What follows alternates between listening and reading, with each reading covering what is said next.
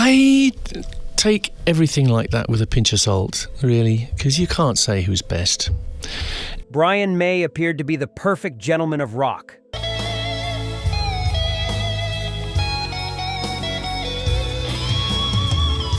A soft-spoken astrophysicist who built his own guitar and crafted some of music's most sophisticated compositions. Me and my dad set about making the guitar. Really, it happened because we couldn't afford a guitar. I couldn't afford a Stratocaster. But behind his scholarly demeanor and thoughtful interviews lurked a calculating mind that kept detailed mental records of every guitarist he considered intellectually inferior or undeservingly successful. Welcome to another episode of Offstage Tales, where today we're examining the methodical resentments of Brian May and the 6 musicians who triggered his academic wrath. The Queen guitarist who created orchestral masterpieces like Bohemian Rhapsody and We Will Rock You was notorious among industry insiders for his quiet but devastating assessments of fellow players. There's a difference between playing guitar and understanding guitar, May once observed to a music journalist in 1982. Some people hit notes, others create architecture. That clinical precision became his weapon for dissecting every guitarist who crossed his radar. From technical show-offs to manufactured personas, May's contempt for these musicians wasn't just about different playing styles. It was about fundamental disagreements over what guitar music should accomplish intellectually and emotionally. These conflicts revealed a man who viewed music as science and had zero patience for those who treated it as mere entertainment. So adjust your thinking caps and prepare for some surprisingly analytical takedowns from rock's most cerebral guitar mind. 6. Yangui Malmstein. Opening our countdown at number 6 is May's clash with neoclassical speed demon Yangui Malmstein.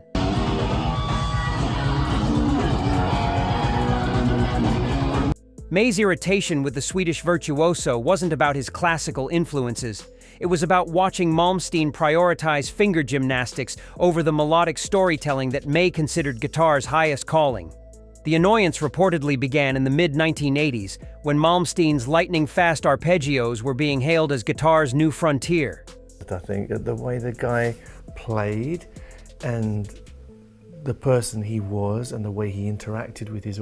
According to former Polydor Records executive Chris Wright, May analyzed Malmstein's albums meticulously, telling him, "Yngwie can play 1,000 notes per minute, but he's saying absolutely nothing with any of them. It's like watching someone recite the phone book at superhuman speed." What frustrated May wasn't Malmstein's technical ability but his musical priorities. While May was constructing elaborate guitar orchestrations that supported Queen's theatrical compositions, Malmstein was achieving recognition through what May reportedly called athletic guitar playing and classical music butchered by someone who thinks faster automatically means better. "Speed without purpose is just musical masturbation," May told Guitar Player magazine in 1987, defending his belief that technical ability should serve compositional goals rather than dominate them. The philosophical divide widened when guitar magazines began ranking players based purely on technical speed. At a 1988 music industry convention, witnesses claim May declined to participate in a fastest guitarist discussion, later telling organizers, "I'd rather be remembered for one meaningful melody than a million meaningless scales." 5. Slash. At number 5, we uncover May's battle against manufactured authenticity, Slash from Guns N' Roses.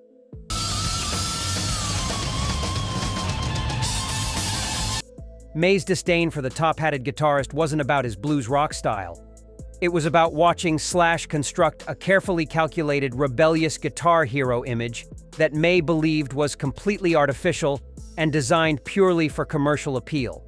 It's quite feisty when I was It wasn't a younger. linear process, was it? It was bits and pieces, you get in this world of sort of...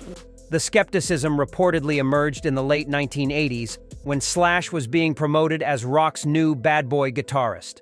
According to former Geffen Records marketing director Al Corey, May studied Slash's media appearances with growing cynicism, telling him, "Saul's playing a character he invented for the cameras. The hat, the hair, the cigarettes. It's all costume drama designed to sell records to people who want to buy rebellion. instead of earn it. What bothered May wasn't Slash's playing ability, but his personal development. While May had evolved naturally from shy student to confident performer through decades of musical growth, Slash was achieving stardom through what May reportedly called designer danger and carefully packaged wildness that's about as authentic as a Hollywood movie set. The authenticity debate intensified when Slash's image began influencing young guitarists to adopt similar poses and attitudes. At a 1990 guitar exhibition, witnesses claim May refused to pose for photos with Slash, later explaining to his publicist, "I won't validate someone who's turned guitar playing into method acting." Slash seemed committed to his rock persona rather than concerned with May's academic perspective. But for May, Slash represented the commercialization of guitar authenticity. 4. Steve Vai number 4 brings us to May's educational philosophy war. Steve Vai.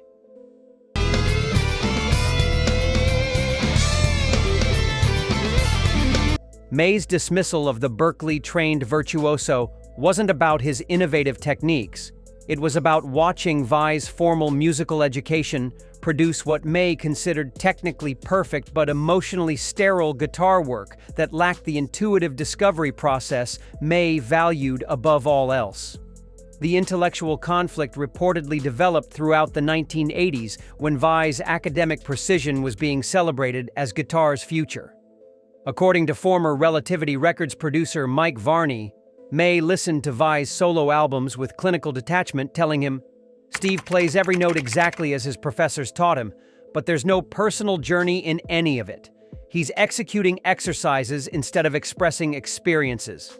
What troubled May wasn't Vai's competence, but his methodology. While May had discovered his unique sound through years of experimental trial and error with homemade equipment, Vai was achieving acclaim through what May reportedly called conservatory correctness and guitar playing that sounds like it was graded by music theory instructors instead of felt by human emotion. The philosophical gap became clear when music schools began teaching Vai's systematic approach to guitar development. At a 1989 educational seminar, witnesses claim May questioned whether formal instruction was killing musical instinct, telling attendees, "Learning rules before learning feelings produces musicians who sound like textbooks instead of human beings." Vai seemed proud of his educational background, rather than questioning its limitations. But for May, Vai represented creativity's institutionalization. 3. Joe Satriani. At number 3, we discover May's most philosophical guitar disagreement, Joe Satriani.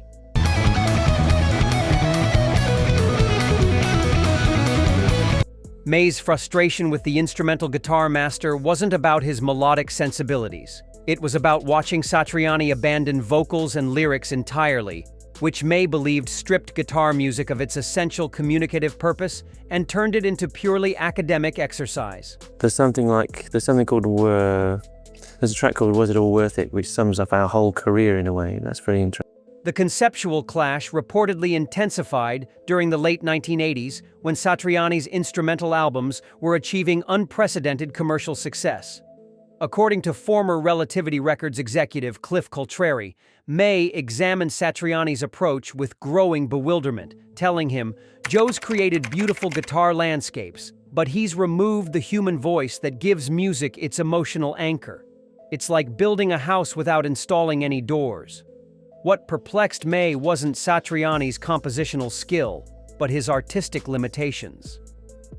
While May had spent his career using guitar to support and enhance vocal storytelling within Queen's dramatic frameworks, Satriani was achieving recognition through what May reportedly called instrumental isolation and guitar music that talks only to other guitarists instead of communicating with regular human beings. Guitar should serve the song's emotional message, not become the entire conversation, May told Guitar World in 1990, defending his belief that instrumental prowess meant nothing without lyrical context. The artistic divide became apparent when instrumental guitar albums began dominating specialist music charts. At a 1991 music conference, witnesses claim May questioned the trend toward purely instrumental rock, telling panelists, We're creating music for musicians instead of music for people, which defeats the entire purpose of popular music.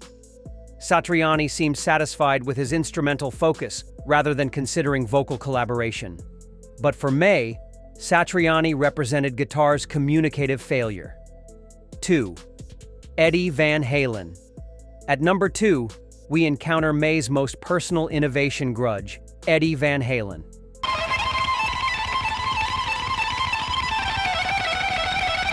May's jealousy toward the Dutch-American guitar revolutionary wasn't about his songwriting. It was about watching Van Halen receive massive credit for finger-tapping techniques, while May's own pioneering multi-tracking and orchestral arrangements were consistently overlooked by guitar publications and critics.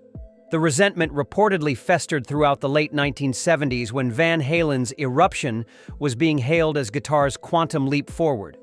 According to former Warner Brothers executive Ted Templeman, May studied Van Halen's recognition obsessively, telling him, "Eddie gets praised for one flashy technique while I've been revolutionizing guitar orchestration for years without anyone noticing. The media loves simple tricks more than complex innovations." What ate at May wasn't Van Halen's ability, but the attention disparity. While May had been quietly developing sophisticated, multi-layered guitar compositions that created entire orchestras from a single instrument, Van Halen was achieving legendary status through what May reportedly called one-trick wizardry and flashy fingerwork that impresses people but doesn't advance guitar's compositional possibilities. And just to be with Mr. Van Halen, gotta tell you, there's a moment when you think, Real innovation should expand what guitar can accomplish musically, not just what it can do physically, May told Guitar Player in 1981, expressing his frustration with technique-focused recognition over compositional advancement. The competitive tension became obvious when both guitarists were being ranked in innovation polls. At a 1982 industry awards ceremony, witnesses claim May avoided Van Halen's celebration table, later confiding to his manager, "He gets credit for being revolutionary, while I get called competent." History remembers the showmen, not the architects. Van Halen seemed unaware of May's competitive feelings, later praising Queen's guitar arrangements. But for May, Van Halen represented recognition inequality. 1. Jimmy Page. And finally, at number 1, we reach the most devastating revelation of all, Jimmy Page.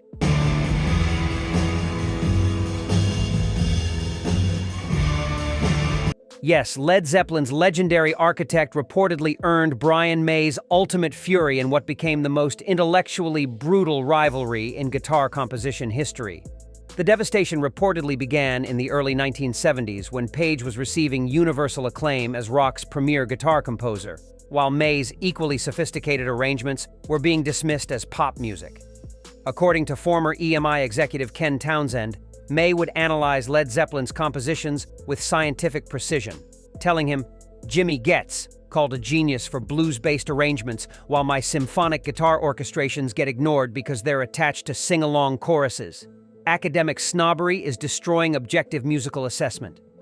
What destroyed May wasn't Page's talent, but the critical double standard.